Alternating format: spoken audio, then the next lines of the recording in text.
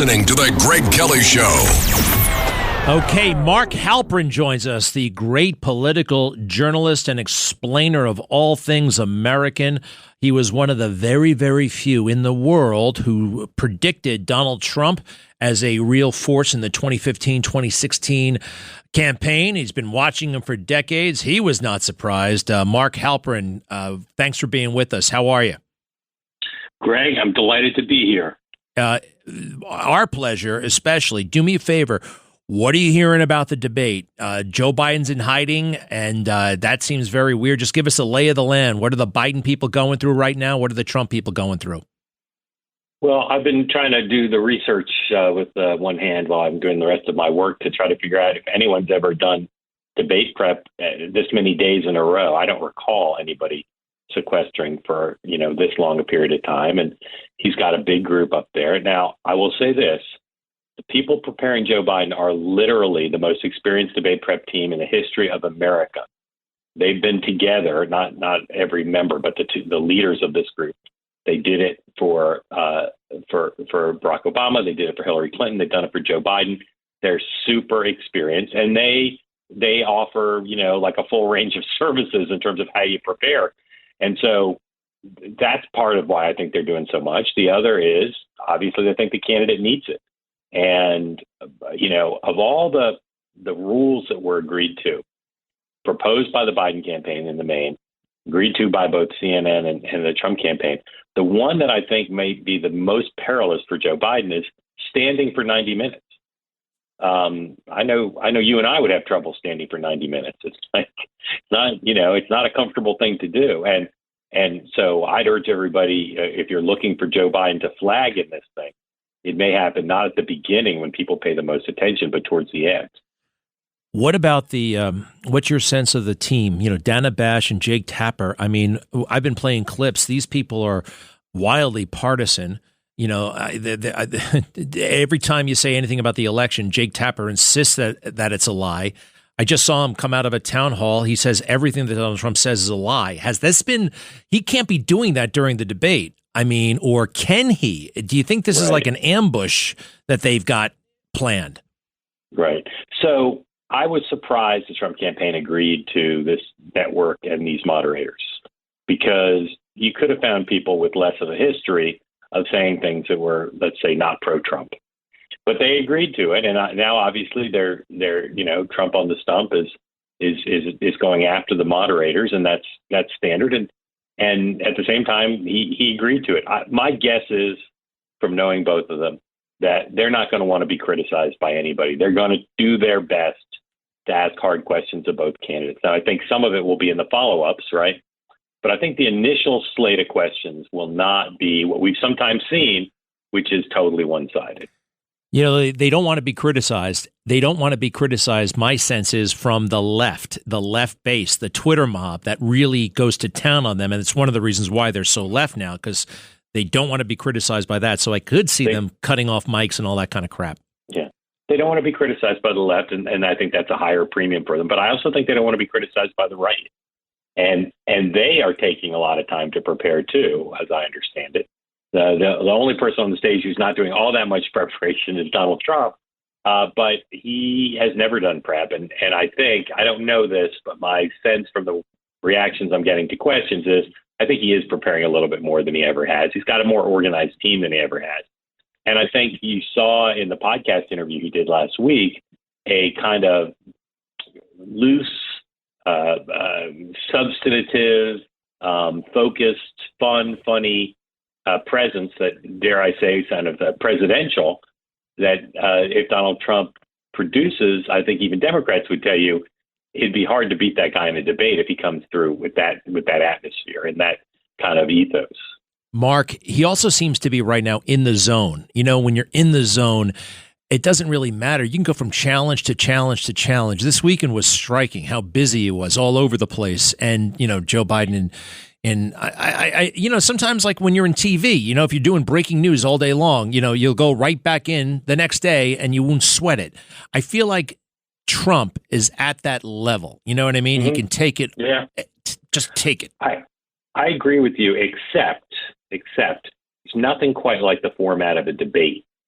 And as we've seen, I mean, if you look at the presidential debates he did, with 3 with Clinton and 2 with Biden, much different than the nomination debates he did in 2016, where he was, playing to a different kind of audience. If you look at those 5 debates, I think it's clear that the media that doesn't understand Trump, doesn't understand Trump's appeal, said he was a loser of all 5. But it's equally clear that he wasn't the loser of all 5. At the same time, I think even someone who respected Donald Trump, appreciated Donald Trump, even someone who worked for Donald Trump, would see plenty of moments in those debates with unforced errors. And I wouldn't be the least bit surprised if, even though, as you and I agree, he's kind of in the zone now in a lot of ways, he did that again because he can't help himself. It's one of the oddities of Donald Trump that he knows exactly what he needs to do to win this debate. He's a very skilled performer, and yet he may not actually execute it. Wild. What about this? This is a very early debate. Now, in conservative media, some of us have been speculating that this is really an audition in a way for Joe Biden. If he crashes and burns somehow, they have it early enough where they can make a switch to another nominee, which, quite frankly, sounds plausible to me. Maybe totally wrong, but what do you think of that? I think I'm ready to hang up on you, Greg. I've spent so much of my year on this. I say respectfully and with appreciation for your sensibilities. But no, Joe Biden believes 4 things today that he believed a week ago, a month ago, and a year ago. Number 1, he's the best candidate to beat Donald Trump. Number 2, if he decided for some reason not to run, Kamala Harris would almost certainly be the Democratic nominee. Number 3, Kamala Harris would lose to Donald Trump worse than Joe Biden. And number 4, anyone else, Gavin Newsom, Gretchen Whitmer, and anyone you want to pick, the notion that they could not only topple Kamala Harris, but launch a presidential campaign in 3 weeks to get ready to run against the guy who's already built an aircraft carrier, Joe Biden thinks all those things are ridiculous.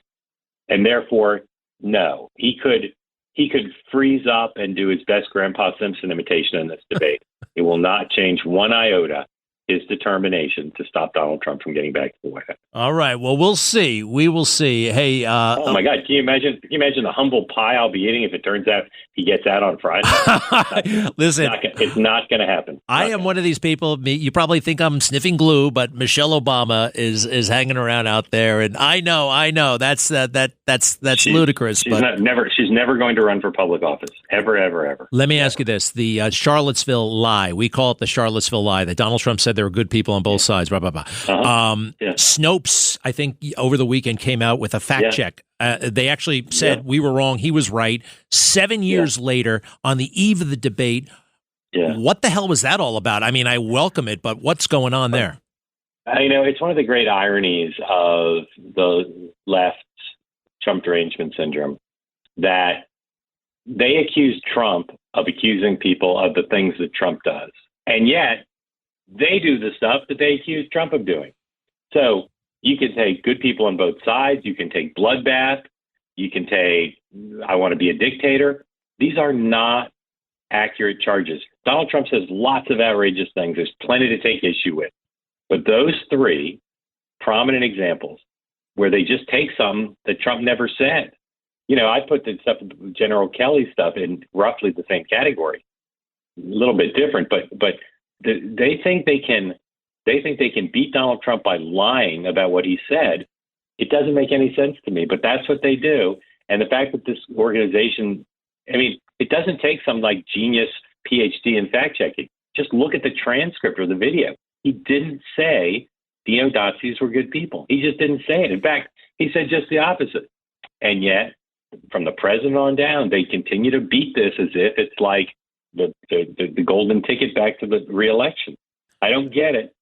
And I sort of get, but it's frustrating to me that most of the media just lets them say it over and over again. Whereas if Trump says one thing wrong, they make a federal case out of it.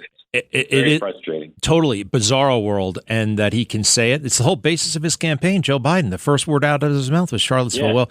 Yeah. Mark Halperin, we're privileged to talk to you. Mark, you've got a lot of different content going on. I love the newsletter, markhalperin.substack.com, markhalperin.substack.com. Where else can people find you? Well, you know what they say whenever I'm on your show, Greg? They always say there's good people on both sides. Go to walkingduck.com/Mark, walkingduck.com/Mark. And you can read about the service I offer. Not for everyone, because it's a little bit pricey, called concierge coverage. It comes with my newsletter and lots more.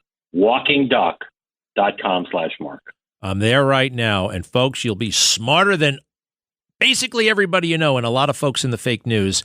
walkingduck.com/Mark. Mark Halperin, thanks for being with us. Thank you, man. Talk to you soon. You bet. All right, man. Oh, man, that guy is smart. He really is. He's been around for a long time, seen it all, and and loves explaining America to Americans. It is wild. That would be interesting, though, if Michelle comes out. I still think it could happen. But he's probably right. All right, give me one moment. Be right back. Greg Kelly.